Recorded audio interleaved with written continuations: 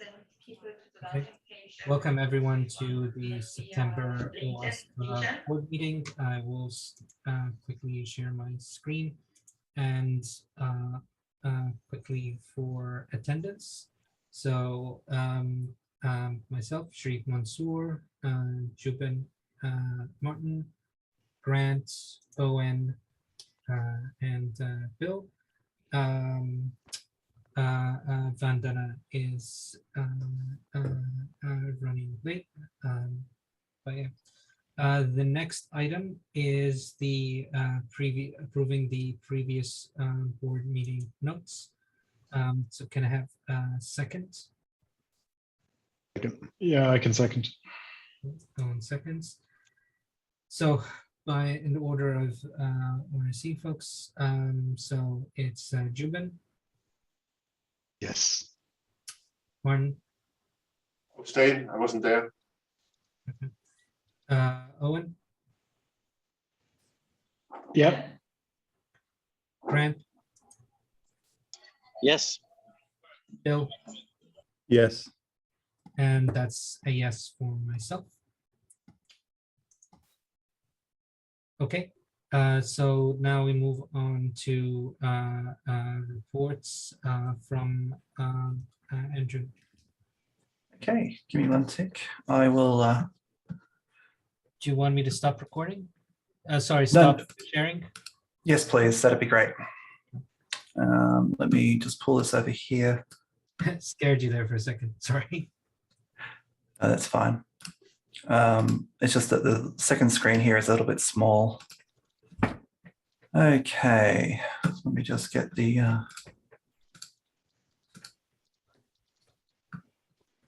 for some reason Excel just won't give up. Okay, Zoom. We've had a tremendous September. The KPIs, we are about 936 members over our 4,000 goal for 2021.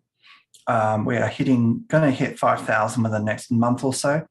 Our lifetime membership drive, we went up by 118 new lifetime members this month alone.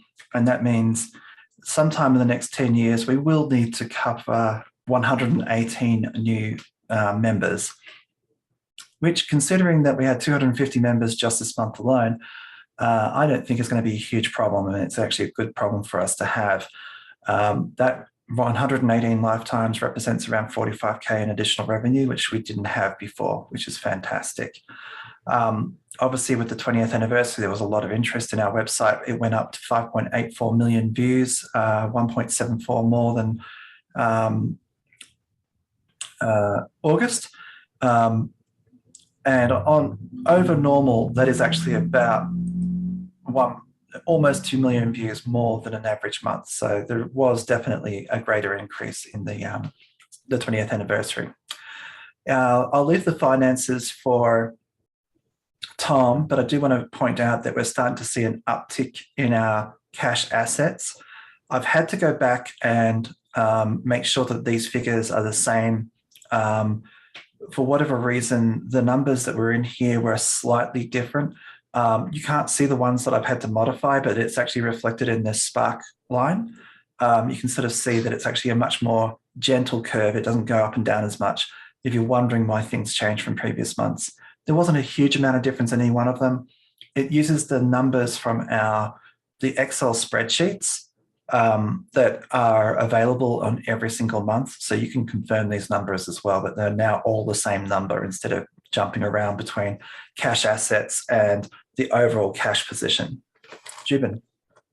Hey, Andrew, do you know, do we have a way of distinguishing the increase to visitors specifically because of the 20th anniversary versus the OWASP top 10? Like how much of those visitors went straight to OWASP top 10 resources? Okay. So fun fact, the OWASP top 10 new website is so brand spanking new, it doesn't even have Google Analytics on it. So I would say 0 for the top 10, but yes, we can actually tell the difference between the various destinations. If you have a specific one, I can get that to you later. But the reality is that the Google Analytics does provide us that breakdown if you were interested. Well, I'm more specifically, was the increase due to OWASP top 10 being published, or we actually know for sure it was the 20th anniversary in general that caused a spike? Realistically, with 1.74 million extra page views over the OWASP.org general website, I believe that the same Google advertising ID is used on the 20th anniversary website. I will check that for you and get an accurate answer for you after the meeting. Okay, thank you. Yeah, I'd rather not just sort of make it up on the fly. I know we can tell, but what was the attribution? I'll find out for you. Thank you. I'll also get the top 10 with its own Google advertiser ID. I'll work with Harold on that later, but that was a to-do after we released. It was only released on Friday. Okie dokie. I'll just get through my executive director report. I'll just do the highlights. I do apologize for the very late staff reports. The actual votes that we're asking you to do this month have been up for over a week. So the reality is that the agenda has not really changed. So if you did review it over the weekend, you've actually seen the agenda for today. There's no new votes. The doodles have completed. Jubin, I have actually put in the link to the vote for the Distinguished Lifetime membership. I need you to close the doodle. So if you can log on as yourself and just make sure you choose a final option so that no one else can vote. I've just transcribed the vote as I saw it, but the link is in the public now, so we don't want anyone else to vote. Sorry, I thought I actually voted. Yeah. Is it too late? But it doesn't change the. It doesn't change the outcome. Yeah, but I would have said yay. Okay, no worries. I thought I did it. That's okay. There's two of them. There's one for changing the bylaws, which is the one I think you're absent on, and the one that you voted for, the 5 members, the Distinguished Lifetime members, you did vote. So I'll follow up with Jubin after this. I've got to follow up with him on one other thing as well, because one of the motions here has conflicts in a couple of the files. I need to work with Jubin on resolving those conflicts. So we'll get that done. Okay, yeah, sorry. I knew I did one of them at least. Okay. Yes, you did. Thanks. I really want to thank you, send out a huge thank you to Dawn and Kelly in particular for getting the 20th anniversary done. It was a hugely successful event. We had nearly 5,000 odd people attending. The reality is that we're going to do some content marketing to our members afterwards. Mark Curfey had a tremendous keynote. Once we get that edited, has anyone not seen Mark's keynote? I've seen parts of it, unfortunately, because I was suffering from migraines that day and over the weekend. So I saw it online, bits and pieces of it, but it looked pretty good. Yeah. So Same once as we the last get, bits. Jerry's very soft. But I couldn't see. it was a really good talk. I recommend you watch it. He has some advice for us from council. Obviously, he has not been with us since more or less 2006, so it's sort of an outsider, but an insider point of view. I would recommend that you you watch the bits where he makes some suggestions. Again, he talks about the way the Linux Foundation raises cash, and I think that has got something that we may want to look into for next year. In the meantime, between now and then, when we set the budget, I'd really like you to watch that. I'll get you the edited version very shortly. I watched it at 1.25 speed. It was very, very fast to watch. It was amazing, and I must admit it got a bit dusty here. Since I joined, we've had a 56% increase in membership, which is a tremendous result. It's our highest ever level of membership. I really do think we'll blow through the 5,000 mark before the end of the year, probably next month. This is a testament to the work that we've been doing with policy reform, getting our community back involved, getting rid of toxic people, ignoring toxic behavior, or getting people to understand toxic behavior is no longer tolerated here. People are coming back, not just because of the 20th anniversary. I mean, this is a sustained amount of increase in membership, a sustained amount of increase in chapter activity during a period of COVID. this is one of the healthiest times I've ever seen our community. I really wish the board to continue this progress that we're making. I think we need to settle down and probably, I think all the policy reform that I really wanted to get done is nearly done. We probably don't need to do too much more, but we need to cement this now and start getting into fundraising and some of the other things that are really vital for the average nonprofit. And the only way for doing that is to make sure that we continue to have the community support for our agenda and for making sure that we have the community's backing and participation in everything we do. As part of that, I want to basically say that we're going to get the 2022 budget going soon, but part of that is to work out our operating plan. So if you're continuing on the board next year, please get us anything that you want to do that may cost money. One of the things that I have heard a lot is that people want to get swag. We need to do a better job of getting bulk swag to people, but we also have to set guardrails to make sure that the foundation can afford it. I'd really like to work with someone who's into doing that so that we can get a good balance between a acceptable marketing budget, because it is marketing, but also responds to our community's desire for swag without allowing people just simply to say we're going to give away the entire foundation's bank account. We don't want that either. So one of the things in the operating plan we're going to concentrate on next year is to do much less, but we're going to be focused. We're going to be focused on customer experience. 2022 will be all about the customer experience. I want to eliminate friction.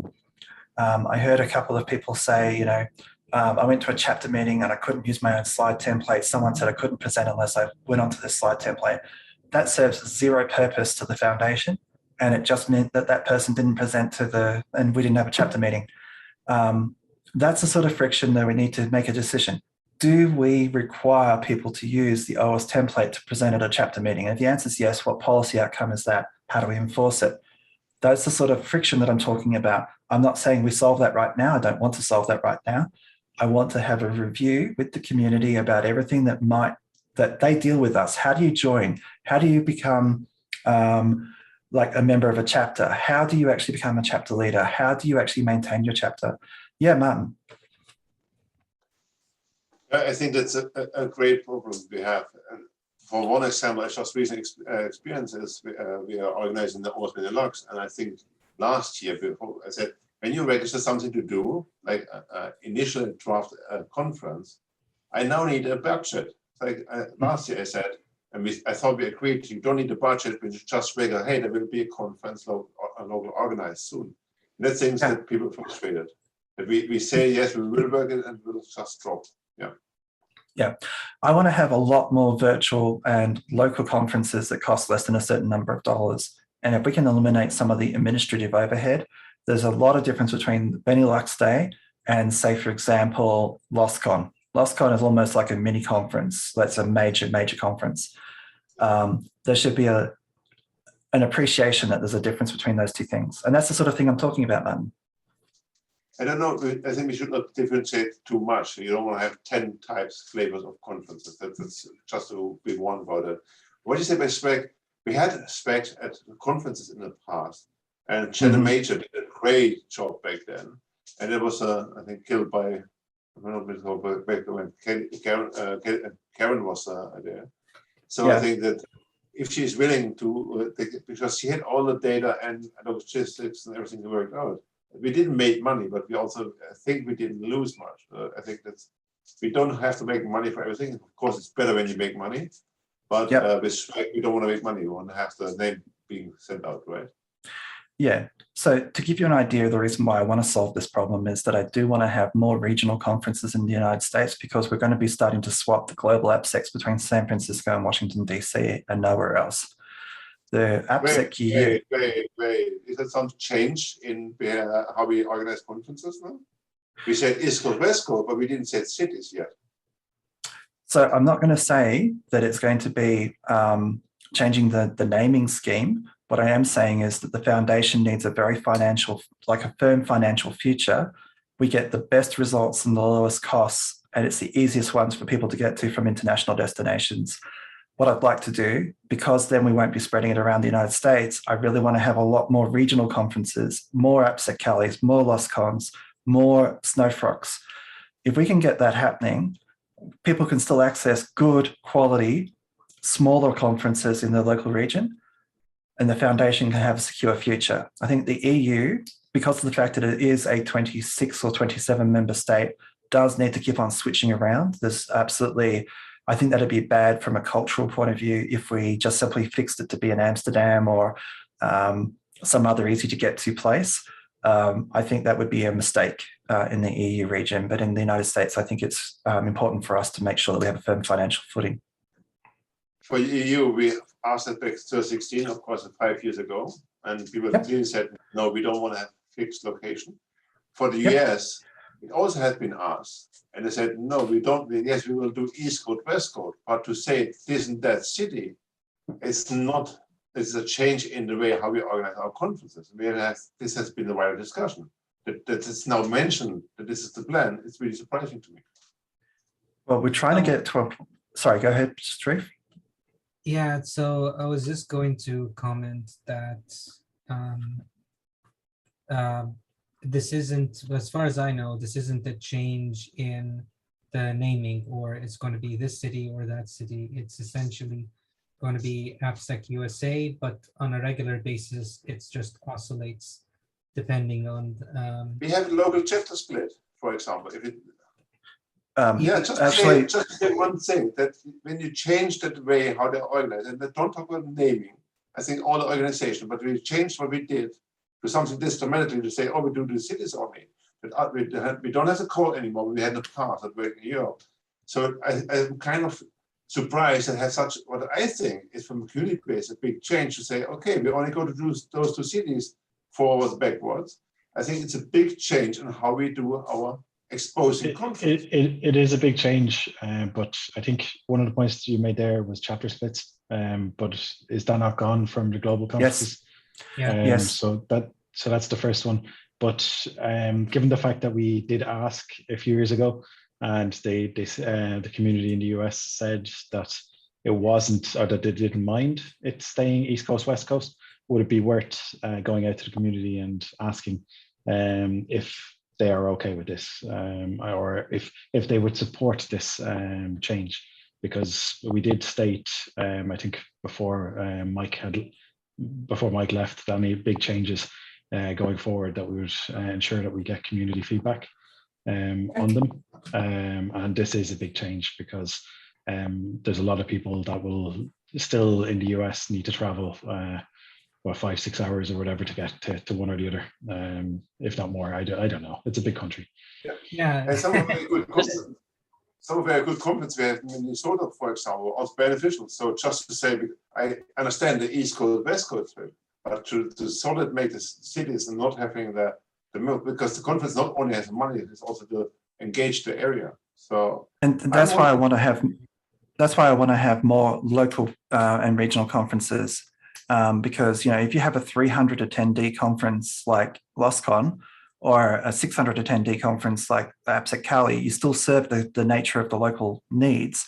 But we can also then have 20-something training streams, and we can also have 2,000, 3,000, 5,000 people come. And that actually establishes our financial future.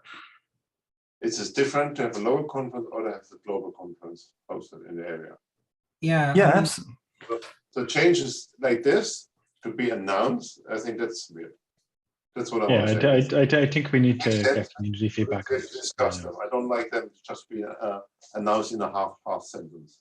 Anything significant. Yeah. Sorry, sure. Anything significant we should run by the community, and we agreed that over the last number of years. Yeah, the feedback I was going to echo there is as follows, which is the first one is I agree that we need to follow this up with the community and just making sure that they're aware of the recommended changes there. The other part is I want to make sure that also neither party is straitjacketed on what they want to do, right? Because we want to make sure that the community, if they want to set up a regional event and they're okay with it, then they are empowered and they can get it done. with minimal challenges. Mhm. The other side, if the the staff are basically tasked to running a large event that is the primary driver for revenue for the foundation, then they should be empowered and being able to support it in a way that that works. So having a balance between the two, having sort of the regional events empowered so everyone locally can set up one.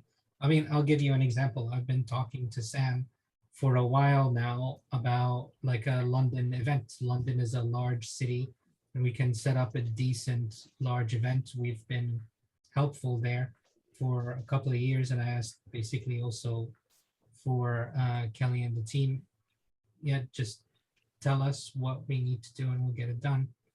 Yep. That will also help sort of the regional side of things.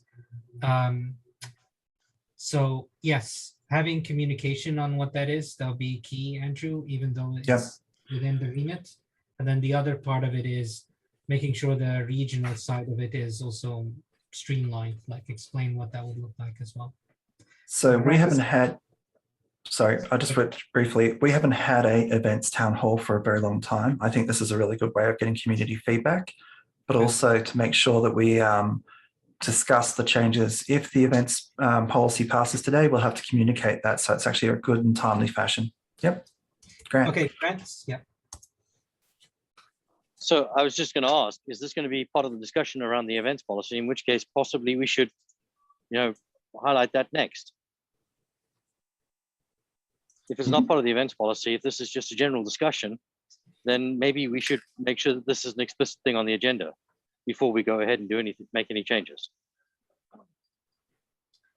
So you're suggesting, I'm sorry, I mean, you're suggesting that we actually do a town hall before we actually approve the policy, or are you saying we do the policy and then have a town hall? I mean, what was the ordering? Is it part of, so is what we just discussed part of This- the event policy that we're going to review? No, It isn't. No, so So then that we, was, that, sorry, yeah. Grant, I was just translating. exactly, 100%. Thanks, Owen. Don't only just do it for Martin, I do it for everybody. Sorry, Grant, go on ahead. I didn't mean to talk over you. No. So because this isn't part of the events policy, this is a separate change. This is something that should be on the agenda as a separate item. So we should discuss it, but it should be raised as a separate agenda item, and everyone on the board should be ready to have that conversation. So I guess, Andrew, to clarify and to clean this up as a follow-up item, aside from the Yeah, town that's hall, right. we need to put in a motion that basically says that the global AppSecs in the US are basically determined and decided on by the staff. I have my hand raised, and that's exactly what I mean. You said about notifying them. No, we haven't even discussed if that will be the case.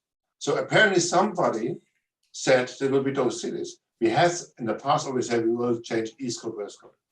But now that you have appointed cities apparently, or your plan is to appoint cities, but it has not been discussed anywhere that I'm aware of in the board or in the community.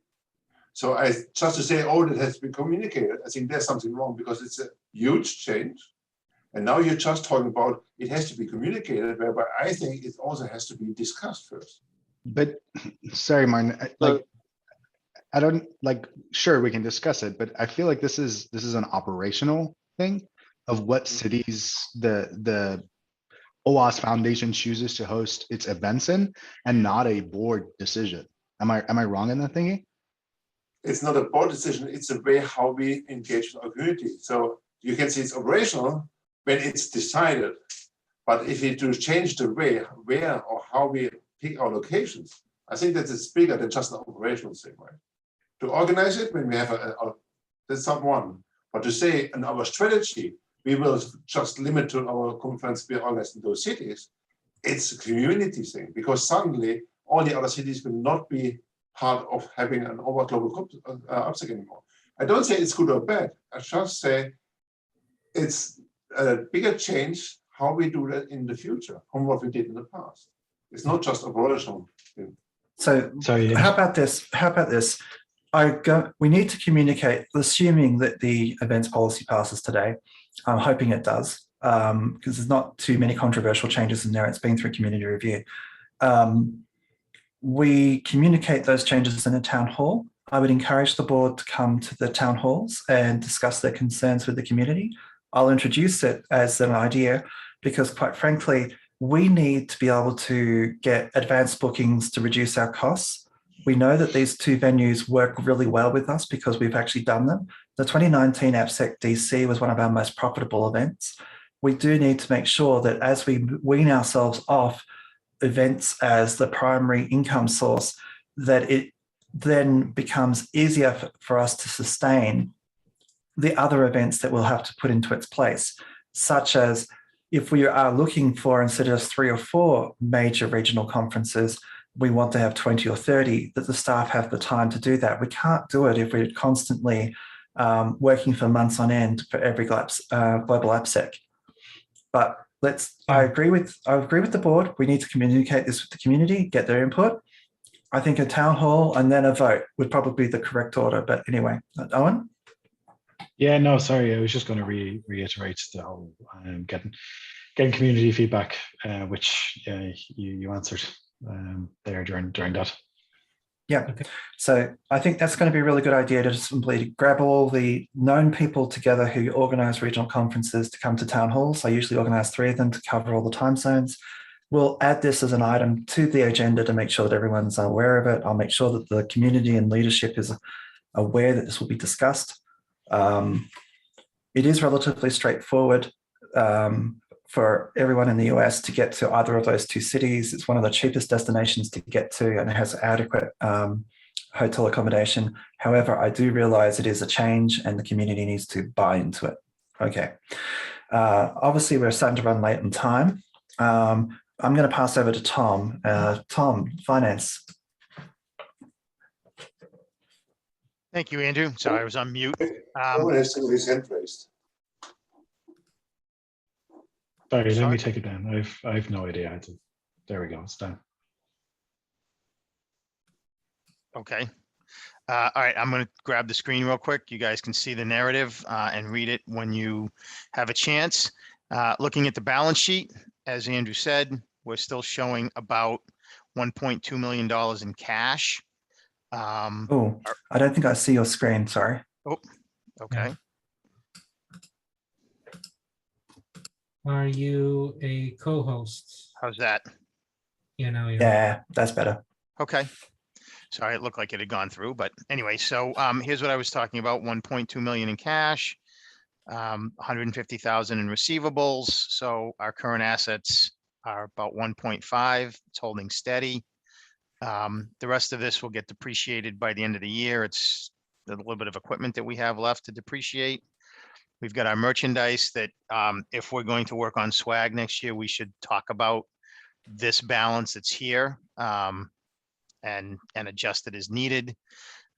These are amounts that have been prepaid for a few of the events, not an awful lot compared to the deferred revenue, and that leaves our assets at about a little over 1.5 million, which is fairly steady for this year.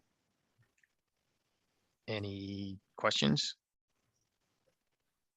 Tom, do we have any numbers? Maybe you get to this. Do you have any numbers from the 20th anniversary?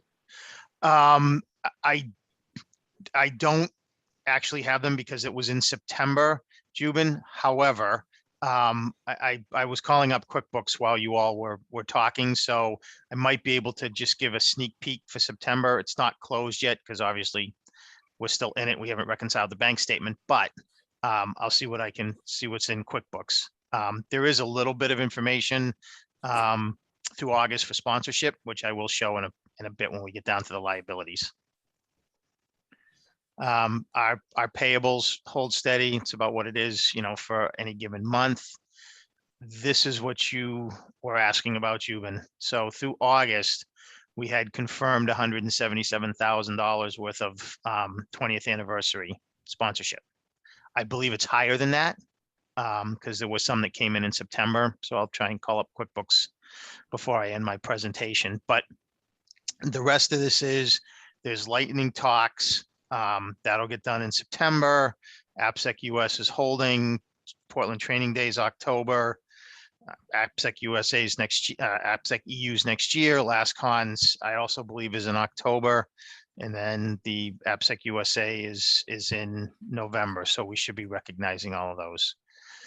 One item that is new here, in going through the close, I realized that the corporate sponsorships have a term date. And unlike our individual memberships, which are very small, as far as dues payments, I have to defer those and recognize them 1/12 over the term. So I spoke to the CPA. There were some write-offs for uncollectibles from last year. I was allowed to put those back into 2020, so it doesn't affect 2021.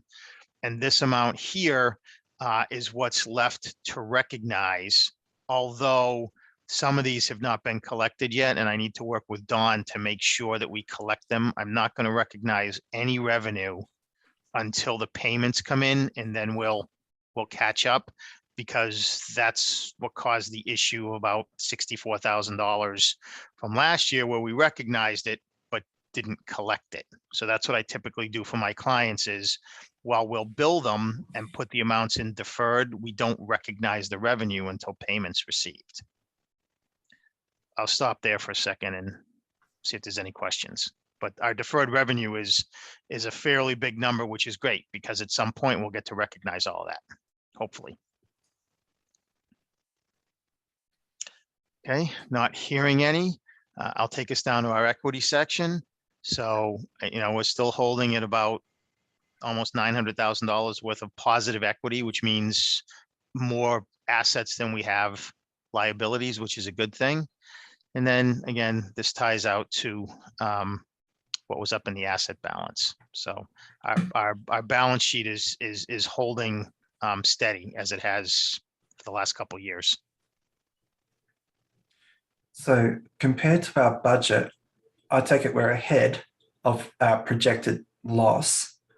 Can you state how close we are to breaking even, or how much ahead we are compared to last year? Because we do need to start setting some parameters for 2022's budget. Yep, agreed. So that comes in with the board summary. So perfect timing, Andrew. So sorry, let me get rid of the. So as you can see here in August, okay, from a revenue standpoint, we had a negative amount because I had to reclass. We were under our budget in income, but we were also, because we got to take the $113,000 credit for the PPP that was forgiven.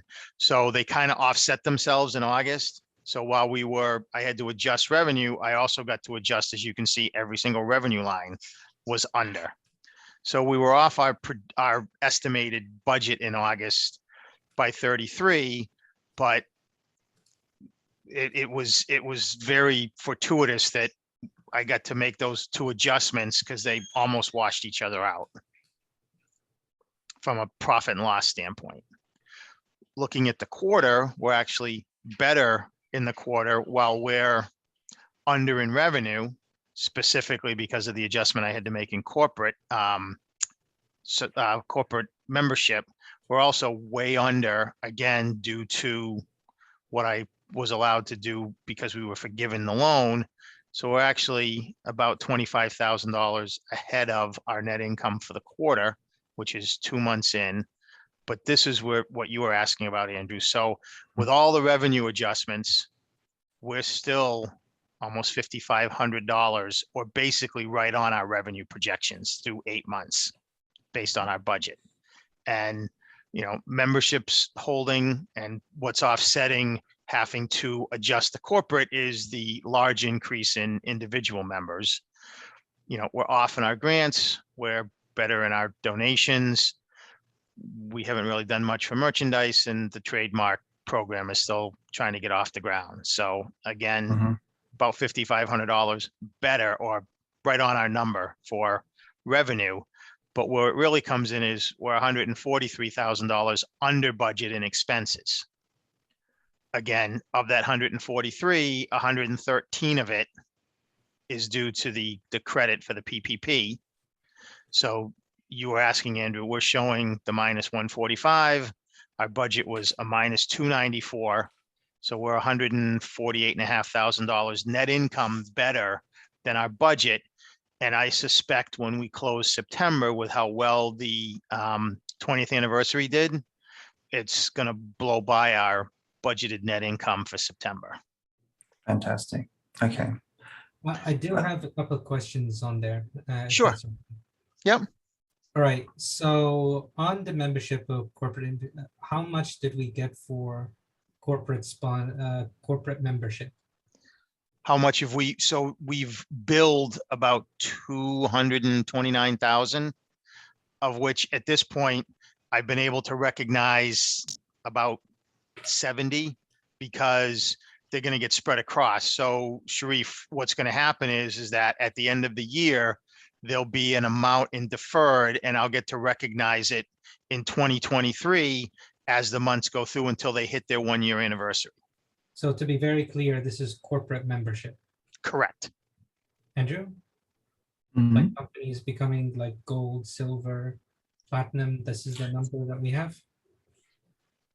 The budgeted number is there of 266, and we've already beaten that by about $1,000. I'm hopeful that we can continue doing it by providing everybody the ability to go up to 15 or 25.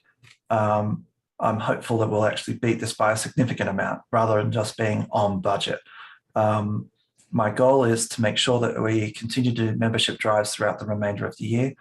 As we start to promote the trademark program, I'm expecting some of those trademark issues to be converted into corporate memberships to allow the trademarks to be obtained in that way. So I think we'll see a spike in corporate membership over the next 3 months, but I don't know that we'll hit the $40,000 a month mark for trademarks themselves. I just want to make sure that we've paid off our legal bills, and I'll be happy with that. Okay, yeah, but that's what I was trying to clarify. I wasn't asking about individual and like, you know, myself or a normal user. I was talking about a company, not becoming a corporate sponsor like for an event. I'm actually asking about those. So it's not obviously 267. It's a less, it's like, I guess it's part of the trademark side, right? So no one's actually executed a trademark agreement with us yet. So there's been no transfer into the trademark fund. So until such time as a corporate member actually comes to us and says, yes, I'm going to get a trademark license, we can't transfer the money. Yeah, but that's the question. So the number is 0 yet still. Yes, correct. Okay. But I assume there's a couple in the pipeline, right? Because I imagine several board members have already spoken to other organizations. Are you aware of what the issues are?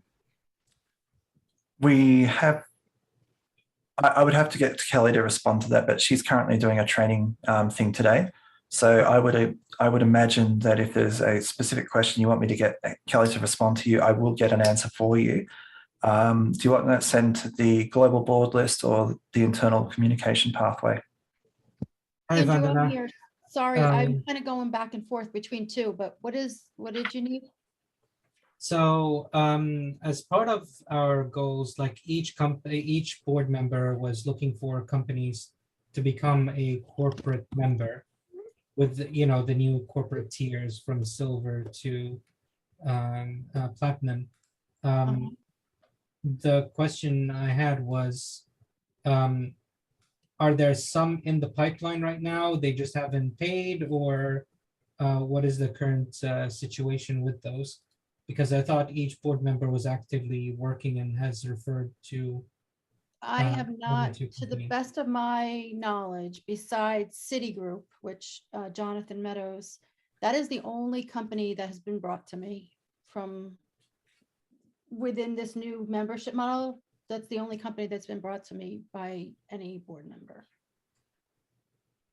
I will correct that in a second, but Well, Just Eats, yes, your company is signed the contract. They've been invoiced. The invoice just, it's past due. It hasn't been paid yet, so. okay, that's fine, but like, yeah, if other board members or other members actually have some feedback on that, I just want to double check, but And there are thanks for companies highlighting it. that, yeah, there's companies that out there, there's either contracts out there or they've signed the contract and they've been invoiced, such as Just Eats. And we're just waiting for payment to be received so we can recognize them. Okay, so you do have some in the pipeline, it's just not the process yet, okay. Yeah, I'm unclear, I should say, I guess, as to where these, because I'll get a JIRA ticket, but it's not coming from a particular board member. It's coming from the specific contact at the company. So I don't know where some of the leads are coming from. Let's put it that way. So that part isn't defer to as an operational issue. What I wanted to understand as a board member is, do you have leads in the pipeline, or is this not being taken up at all?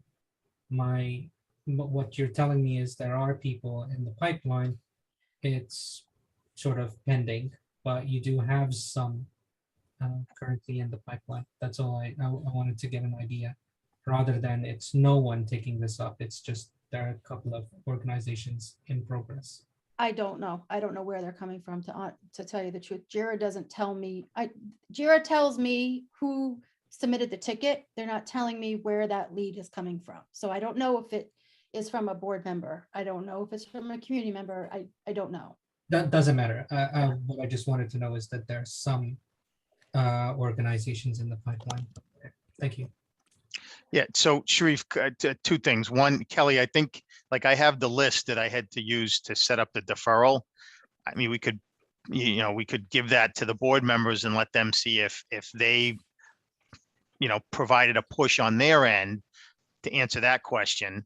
But, Sharif, Kelly and I have talked a few times, we're coming up with some different avenues, some other places for Kelly to look for sponsors. So yes, the effort is definitely there. Those are not, but just to be clear, those are not sponsors. They, Corporate so that, member. yeah, so well, yes. Yeah, I mean, no, I'm but still a little it- fuzzy on the corporate membership versus the corporate sponsorship, but yeah, So what Sharif is trying to find is the distinction between members, corporate members, and Yep. corporate sponsors. So that's really what Sharif's looking for, that split line. So And the Sharif, reason why I think- we've renamed them event sponsors, the problem is corporate sponsors is so close to corporate members. It should be event sponsors. Sorry, Yeah. my bad. So, yeah, and it's very important for the staff to understand the difference is that there are some organizations that, for example, vendors and so on, that want to sponsor events and so forth. There are some large defenders or corporations that actually get value from the mission of the OWASP Foundation and sort of on the defensive side. And so this is one of the key reasons why there is a distinction between them. For you, yes, it's just money coming in from a company, but that's more of the purpose.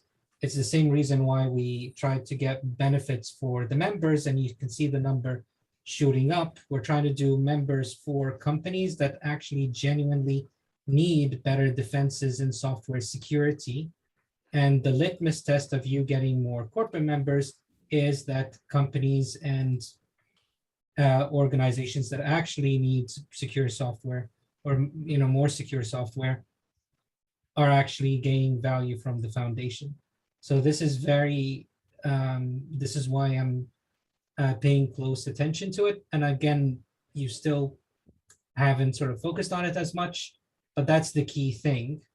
And that's one of the key things of moving away from running events for events' sake. It's actually trying to execute on the mission. And part of that will be emphasized sort of on the projects policy, which we'll get to in a minute. And also with the grants policy, Sharif. So as we start seeing corporations providing grants, that's also executing the mission. But I think I know where you're coming from. And the TLDR is we have not yet realized as many corporate sponsors, corporate members as we would like, but they are in the pipeline. They are in the pipeline for today. Yeah. So I just don't want that to be lost on the staff as well, and the teams. Thank you. To give you a little bit more color, so the corporate sponsorship is here. Our budget is 33. We're at 62. Corporate sponsorship, when you look at the budget, it's a little more than that, but where we're really coming up right now, we're at 203 through August for individual memberships. Our budget was 100. So that's where the difference is being made up right now. To your point, Sharif, you know, we've been focusing a lot on individual memberships. That's effort and traction has really picked up. Now we can start focusing on the corporate side. So yeah, I mean, it's part of the operating plan and the strategy, which we can discuss at a later date. It's more Yep. of I wanted to get an idea of the split, where it is at this point in time. Thank you.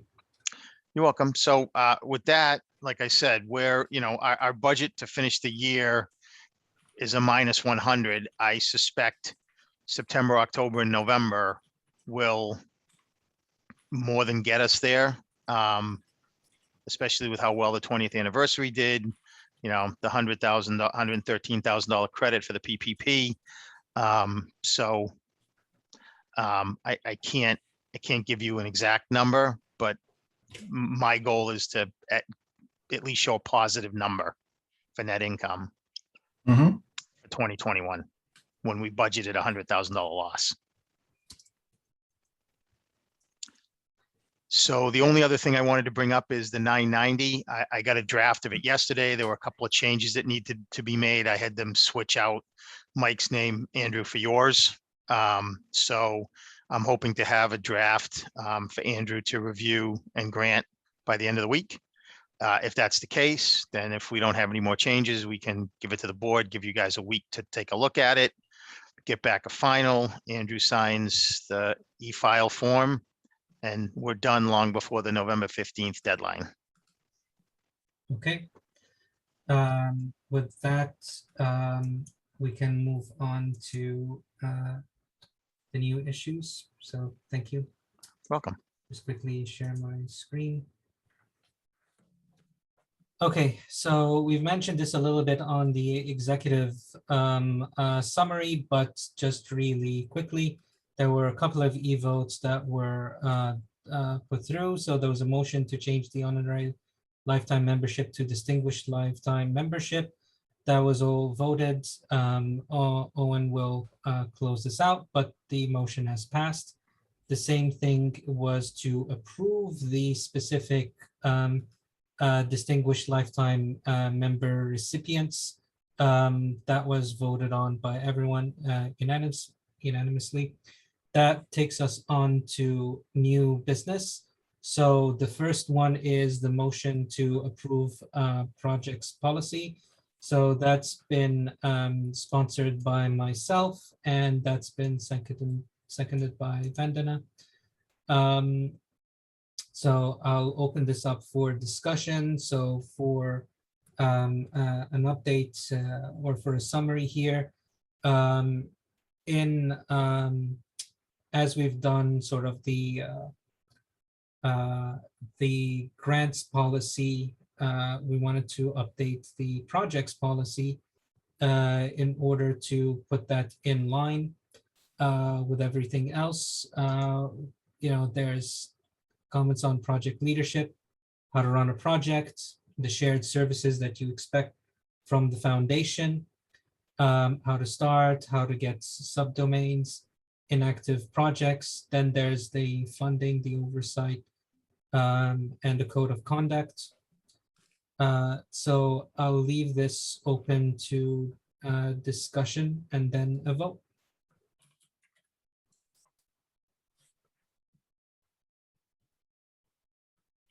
Going once, going twice. Okay.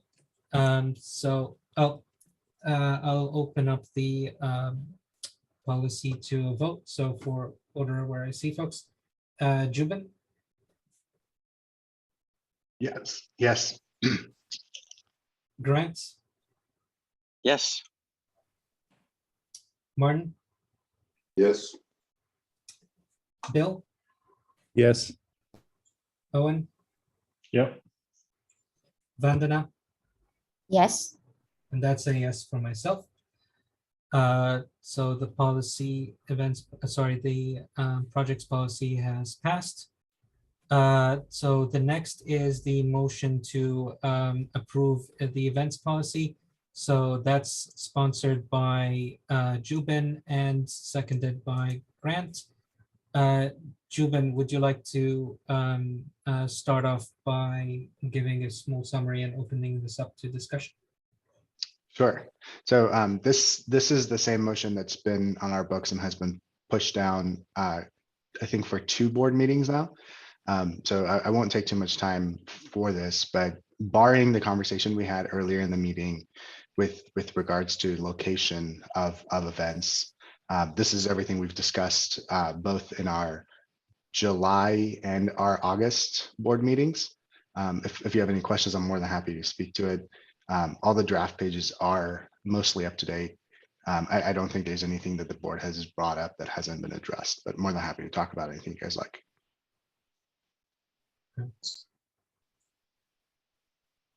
I was just like, from reviewing the draft policy, I think it could do with potentially having an overhang or a table of contents or something to really give a high level overview of it prior to it.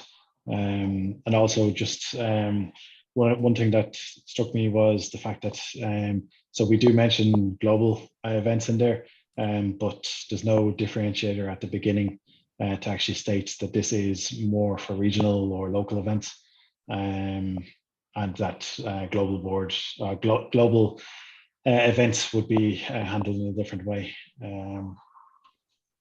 There's somebody highlighting something. I'm on my phone, so I can't. So there is yeah, a table of, there is a TLDR at the very top that describes the operation of the policy. Yeah, but I just think that so even at that point, it doesn't state that it's solely for regional or local events. But oh, and I think the types of events there, it does say below it that this applies to 4 major event types. And it specifically says global, AppSec, general run by the foundation. So it does include those, OWASP X, local events, and AppSec days. Yeah. No, it just wasn't, when I was reading it, it just didn't really stick out that, like, so all the content seems very focused towards the regional events and not so focused around say the global AppSec. And then I know in the past we talked about say, for instance, giving like, say, providing them with the avenue to do sponsorship, whereas it says that it's at the discretion of the events director and so on. So like, there's just a few small things that I guess stuck out when I was reviewing it. Okay. But the actual it was actually, sorry, go ahead, Sharif. I was going to say, but the actual content, are there any areas that do you feel are contentious? No, I think it's everything that we've spoken about for a long time now. So it's good to see. So the idea was that the global events should stick to as much of this policy as actually possible if it's relevant to them. So that essentially, I want to get back to the idea that global events are worked like in combination with an events team that are local. For example, in AppSec EU, wherever that might be, we're probably going to have to rely upon the Dublin organising team very, very heavily if the American events staff cannot get to the European Union to assist with the last few bits of it. So it is my goal for us to return global events to being partially run by the community and not just the staff. I think we've tried it with just the staff for a couple of years, And I think, although AppSec DC was quite successful, I think it's a lot of work for our staff. And I think we don't get that local flavor that I'm looking for. And I think some of our most successful and memorable events are those that were involving our local community. I really enjoyed the Amsterdam one and the Rome one. I really, really liked those because they had that local flavor that only comes with locals helping. I think that's maybe the context that I was missing. That so I was under the assumption that that would be solely run by staff rather than say having an event team. I think which staff does- should be. Yeah. Yeah, I think staff should be responsible for making many of the decisions. But in terms of local logistics, helping with paper and trainer selection, making sure that we've got a really nice dinner, those are the sorts of things that I think locals will know much more than our staff. And I think that's where we sort of need to get back to our community and get them to be involved with some of these events so they feel like they've got some ownership of it as well. Yeah, and I think that's a good idea, having say that input, but from a contracting perspective, I would assume that still, like say for instance, the team would provide that input, and then staff, somebody from staff is the one that's actually doing the organizing or contracting and all that kind of. Okay. Yep. Martin, sorry, Martin's hand's been up for a while. Thanks, Julian. Andrew, thanks for the compliments for Amsterdam conference. Still, what I see when you look in the chapter initial seed funding, I was wondering what the wording. I know it's a bit late, but because it's, well, we don't have any events this year that are remaining. When you look in the text of the policy, in the policy says for the last 20 years, the OWASP Foundation. That's not how you normally write a policy. It's a reasoning, right? So I was wondering why is that? The policy say what it is, not maybe why it is not last 20 years. So it was kind of just jumped into my. It probably does. This paragraph probably does belong in the guidebook rather than in the policy itself. Yeah, and then above. The wording thing, and the other thing is that I didn't understand Andrew's comment that he said we have now a policy for the global and regional conferences, and you say they must stick to the policy as much as possible. It's kind of contradiction of the purpose of a policy, right? So I believe by my reading of this, there's nothing in here that would stop a global AppSec from occurring with this policy. That was not my question. So first, the wording after initial seed funding. So for the last 20 years, OWASP has funded deposits, installments, payments, blah, blah. It's not how normally it's written in the policy. It lasts 20 years. I don't care in the policy for how long it has been done. That's something just informal. I want to remark. I want to have your. Yeah, so Martin, so wait, paragraph. The second thing is just to answer Owen. Andrew said he hopes or he holds a team to follow the policy as much as possible. And that kind of thing in the meeting came up later. It's like either you have to stick to policy or not. We have a policy for the global conferences. This policy is for all those conferences listed.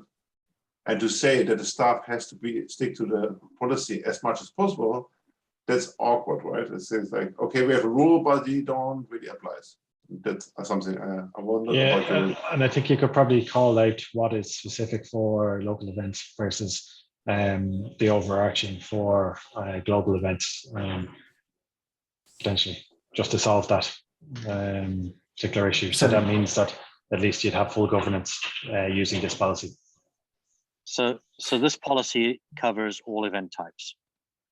Andrew's wording, I will assume, is a little unfortunate.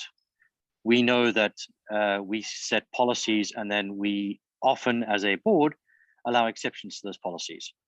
So his wording was possibly unfortunate there. I think all events follow this policy in principle. Yeah, I was going to highlight. Yeah, so I was going to highlight one before you start is, yeah, the key paragraphs are here. I think those two are basically for context. there isn't a rule that policies don't need context, but from a clarity perspective, it helps to keep things minimized, but it's not necessarily a rule that you can't have contextual Yeah. word for a policy. To be fair though, this policy, I hope will last 10 years or 20 years, in which case, when you read it 20 years from now, it'll say 20 years, and that's not true. It should say 40 years ago. Yeah, so So I get Martin's point. so Martin's point fully taken in, but I think that's just a stylistic edit and not a content of this. So I'd like to reset us back. Is there anything of substance? Not that, I guess, not, sorry, that was poor word choice. I'll do the editing of this document to check out the parts that should be in a guide. 100% agreed.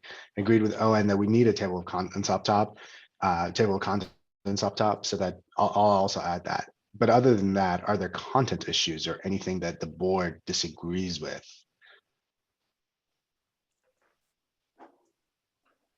How is the wording of the policy, not content?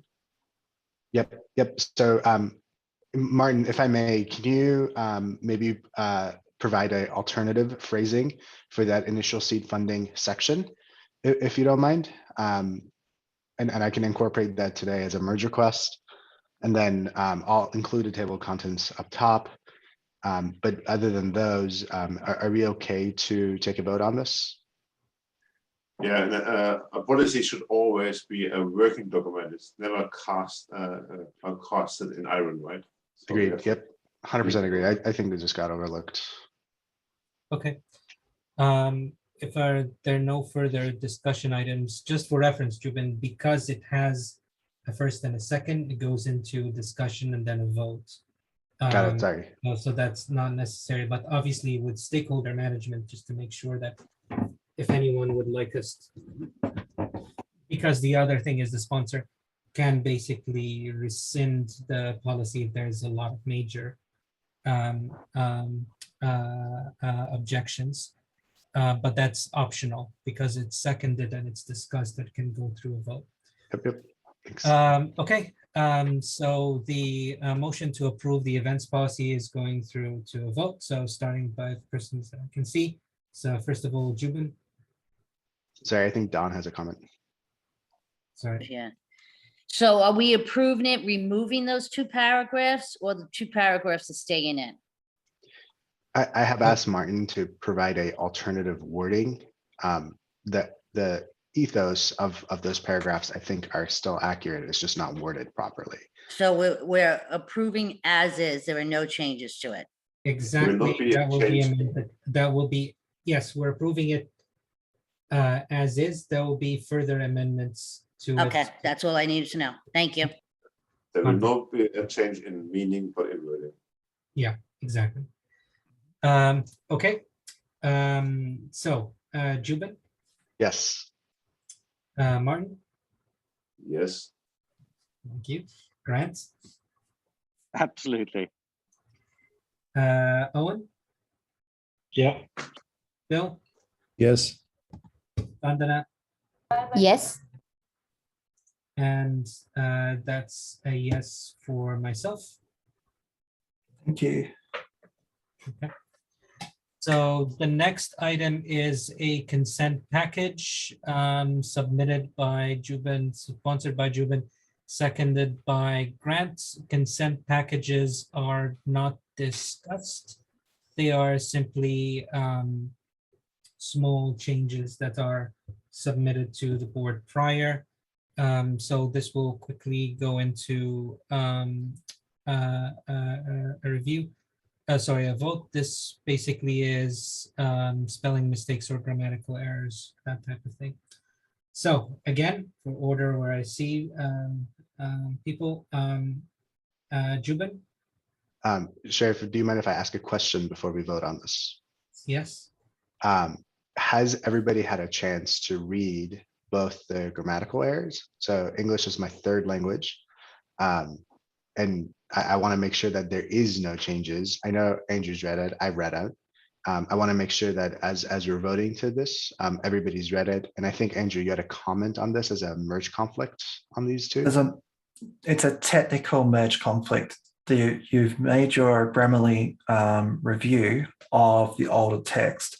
I will work with you. I don't think there's any substantial change to the changes that you proposed to the wording. It's literally along the lines of it won't merge automatically. So what we need to do is probably you and I just sit down, make sure that the wording that is there now will merge correctly. And the changes you've proposed are still there. They still need to be applied, but because it affects the one line inside the actual text, and there's another change that's already changed. That's right. It won't merge automatically. But what we need to do as humans is just to review the changes that you've proposed and apply those 1 or 2 word changes. There's no difference really. It's just it won't do it automatically. Got it.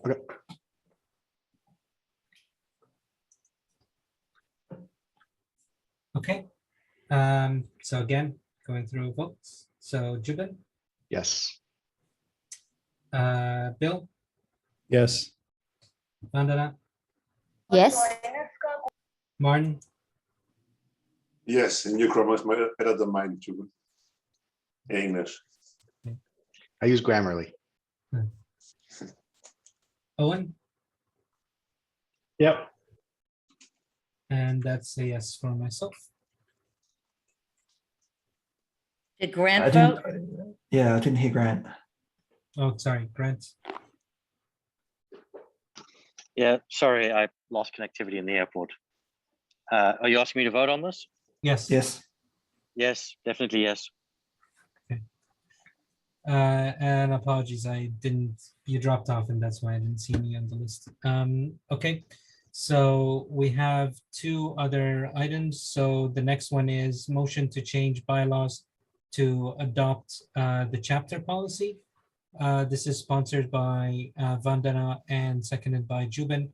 So Vandana, would you like to carry the discussion? And then after that, we can go for a vote.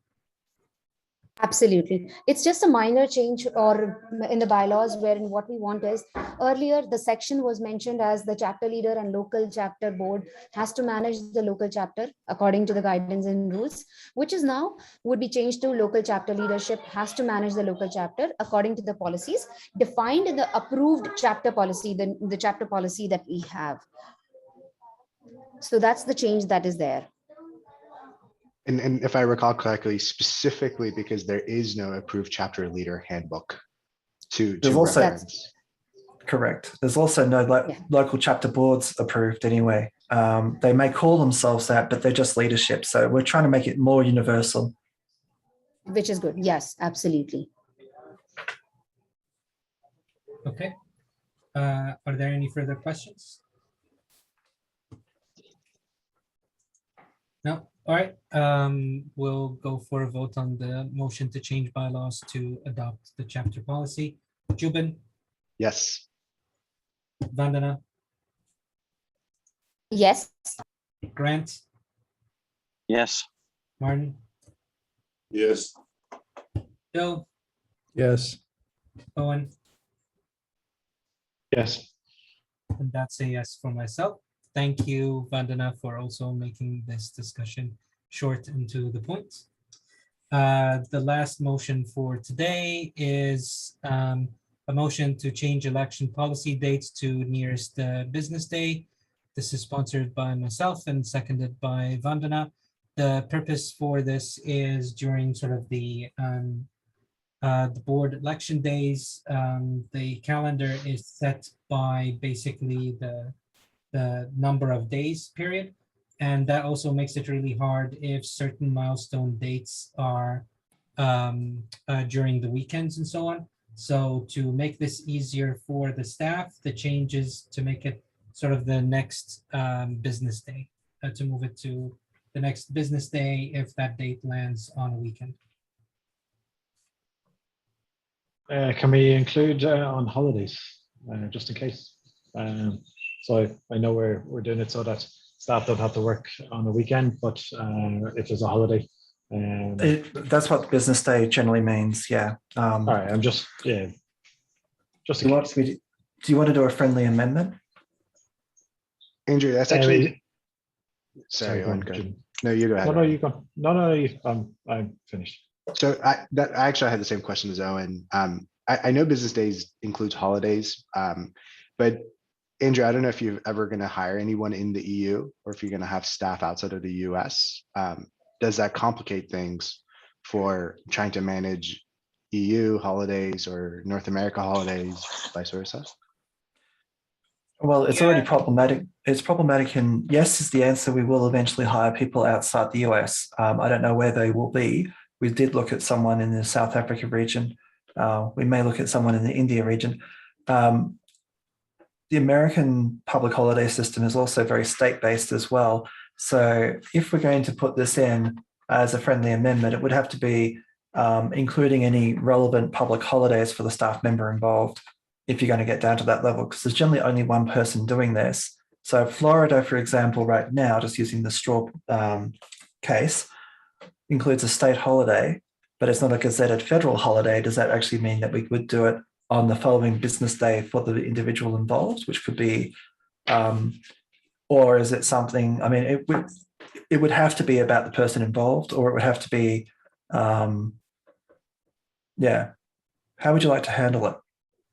I think you should just rephrase it so it's a non-business day, that it falls onto the next business day. That means that it can be anything, a state issue, a national holiday, a religious holiday, or a weekend. It doesn't really matter because it's not necessarily an office business day. Yeah, and in fairness, the question that you had, Andrew, is very much operational. So if, say for instance, it was Dawn that was doing the thing, and she was technically had a holiday, then you as you could step in or get somebody else to step in to do it on that day if there was a conflict with a state holiday, I guess. Well, we could always do it along the lines of the motion could be resolved better by just simply announcing a complete calendar of dates prior to the election process starting. That way everyone's on the same page as to when these dates would occur. Yeah, That would be, just to input on that part, that would definitely be put up before we even start, because the election page would be up with all the dates, which would be approved. The only one that I know right off the bat that has a state holiday or a city holiday is Mardi Gras, is shut down in that area, but mostly it's federal holidays, type deal. Yeah. I mean, this is actually a very relevant conversation if we had someone in India doing the elections, because they have a lot of both religious and also national holidays, particularly around the October-November timeframe. And so that's actually when we hold the elections. So I think maybe we should just simply say something along the lines of resolve the board adopts the following change to election policy to adjust dates that fall on a weekend to be the nearest business day to be gazetted before the election process begins. Perfect. Yeah. Perfect. Do you want to, okay, so should we just adjust the amendment to, Yeah. Okay, so it basically removes to adjust dates to the nearest business date and announced after, sort of before the election. Sure, there's actually Yeah. 2 lines below that, the 2 part. So, and then the next section. So on the nearest business day, tabulating notice and dates improvements, and then approved by the board and all that stuff that Dawn said that they're published and approved. Okay.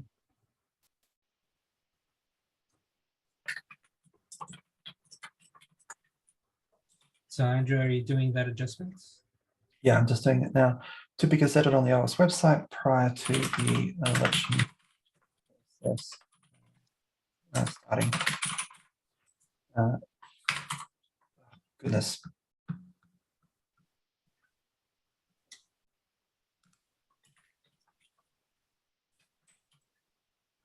Okay, so the wording that I've got is on the nearest business day, the timeline will include notices, important dates, and milestones to be gazetted on the OWASP website prior to the election process starting each year.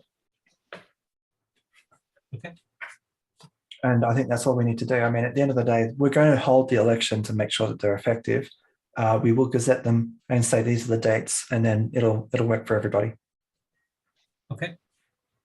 Okay, I'm gonna submit that as a change and refresh in a few seconds. It'll be there.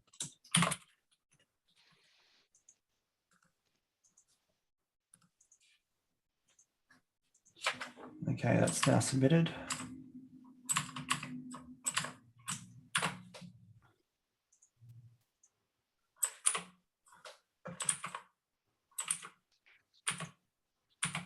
It's rebuilding.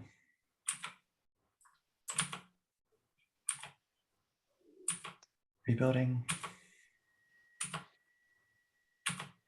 Rebuilding. Actually, it just goes down in the middle of the one. Come on, GitHub. It is rebuilt. Thank you for the ad hoc Well, edit, Andrew. Refreshing. GitHub did just pay for Refreshing. their sponsorship, though. Yeah, I think it'll take a while. Do you mind if you just share your screen prior for us to vote, Andrew, just so that we can see Yeah, the sure. Okay. Give me 1 tick while I get Zoom up.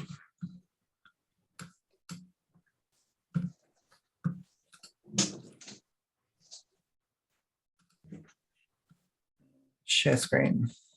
Desktop 1. Okay, so it's done.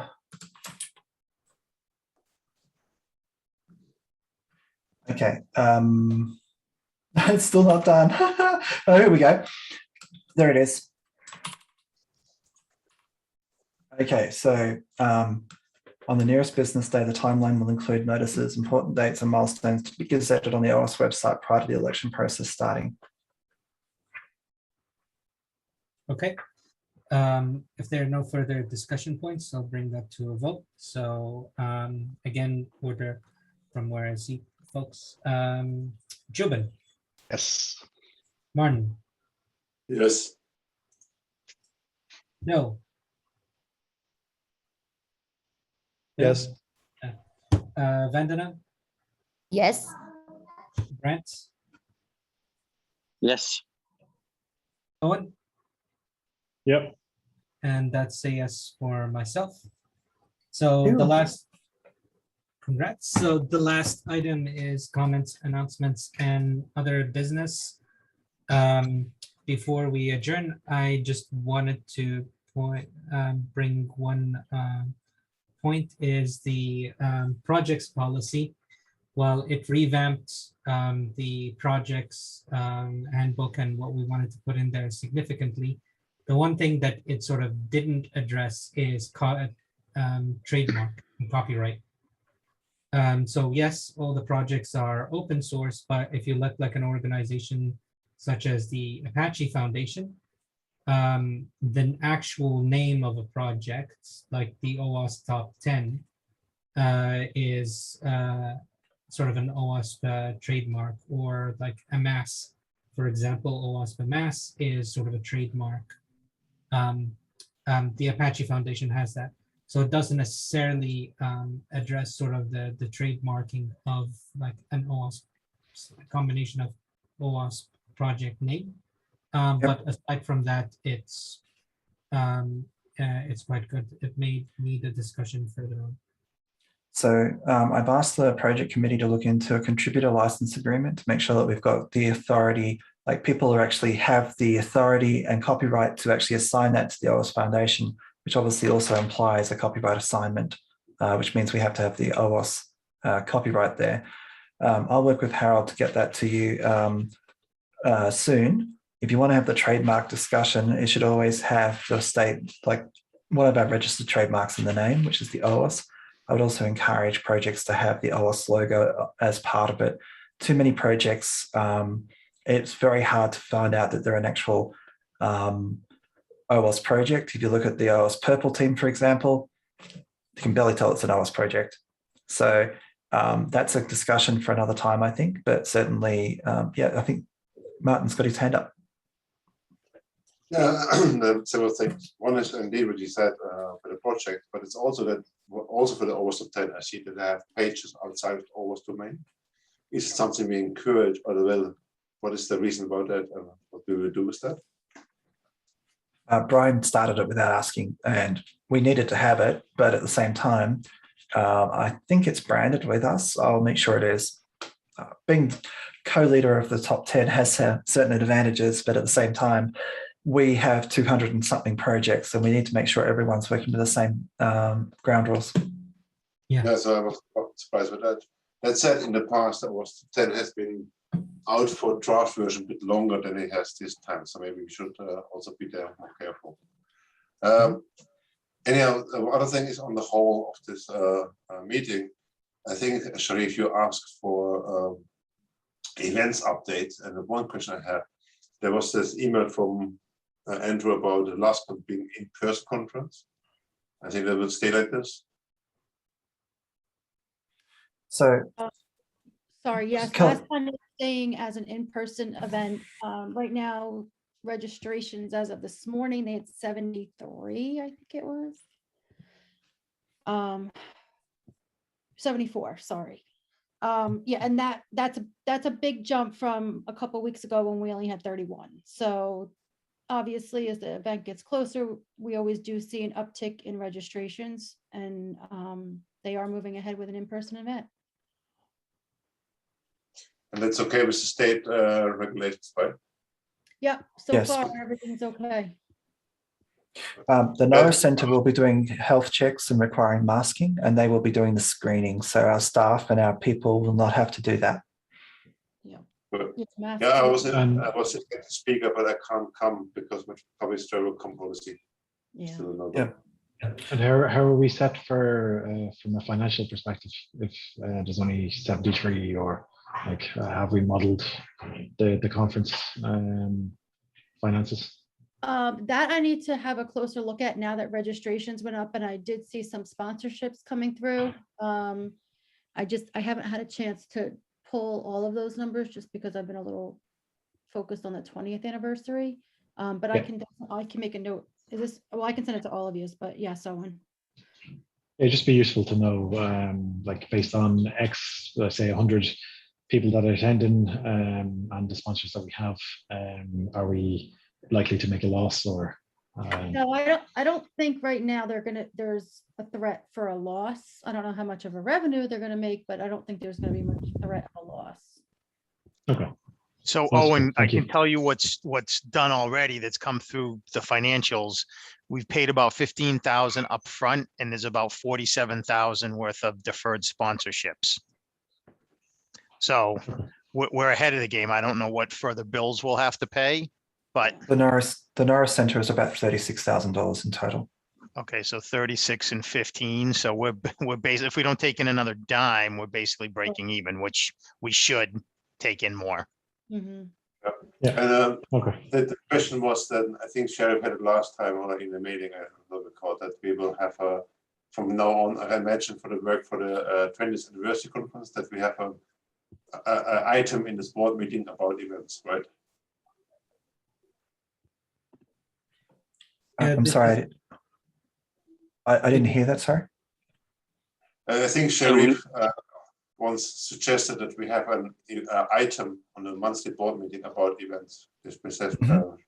Yeah, so in the formatting in the executive summary, for example, Andrew, that there is a bit of time to carve out on the event's health, because it doesn't always show in the finances. Not that it's not correct, Tom, it's more that there's a whole bunch of leading indicators on the success of the events, right? Are you getting enough sponsors? Are you getting enough traction, spending on marketing and so forth? So just an update on events and how they're doing health-wise is important, just so that the board has awareness, given sort of the criticality, or not enough trainers, not enough call for papers and so on. So also the board knows when to step in and help. So, Yeah, so so we there can is, sorry, Grant. just going to say there is a standard entry for that for the board meeting. Andrew mentioned that because Kelly was jumping between calls, that we're going to skip that section today. Yeah. But there is a standard section for it. Yeah, I will update that, but Kelly's been pulling 100+ hour weeks for the last 3 or 4 weeks. I really just couldn't ask her to do even more than that now. I will follow up with Kelly once the September event that she's hosting today is done. If there's any issues, I will get you an update for that. But the reality is that it was just very much insane for poor Kelly and Dawn over the last week or so. In particular, Kelly's been pulling ridiculous hours for several weeks now, and I didn't want to put any more effort on her. I didn't think that we were actually in trouble with the 20th anniversary. I just wanted to make sure that while she still hasn't got a staff member, which I think we've got some good news on, but I'll follow it up once the contract's been signed. Kelly has just been overwhelmed with just getting the 20th anniversary put on. Yeah, and That's why I congratulations expect- everybody on the event. Actually, That's why I said I didn't expect it this time. So I can add a little color to that, Jubin. I went and took a look. Through today, we have about, when I reported 177 through August for the 20th anniversary, it's now up to 223.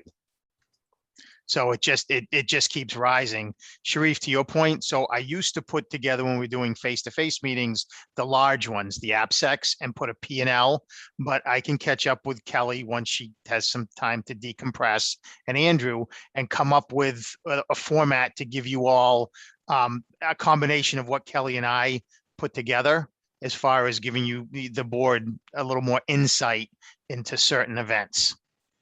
Okay. Happy to do that. Yeah, we can take that on at a later date. Yep. Now, I just want to be mindful and respectful of folks' times. There is also one related item that's for just an executive discussion, but I would like to bring this board meeting to close. So a motion to adjourn the board meeting. Can I get a second? Second. I'll second it. Okay, multiple. Thank you. So this concludes the recorded public session of the call. We'll have a quick discussion with one board member about the one item, and see you all next month. Take care. Thank you. Bye. Bye, everybody.